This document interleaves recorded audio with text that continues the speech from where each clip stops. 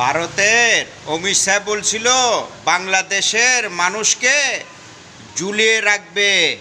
তাহলে অমিত শাহ আমাদের হাসিনা আপাকে ঝুলান, আমাদের যারা গেছে মন্ত্রী তাদেরকে ঝুলান, আপনাদের ইন্ডিয়াতে যারা আছে তাদেরকে ঝুলায় রাখেন।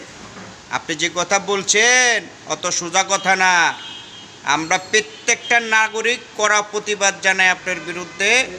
আমাদের দেশে একটা মানুষের কোনো ক্ষতি করতে পারবেন না আপনারা। আমাদেরকে ওই ভয় আর দেখাবেন না অমিত শাহ। আপনার ক্ষমতা নিয়ে আপনি থাকুন, আপনাদের দেশের ভিতরে আপনাদেরকে চায় না। আমাদের দেশের দিকে তাকাইলেই আপনারা ক্ষমতা হারাবেন, এটাই চিন্তা করেন, ওটাই দেখেন।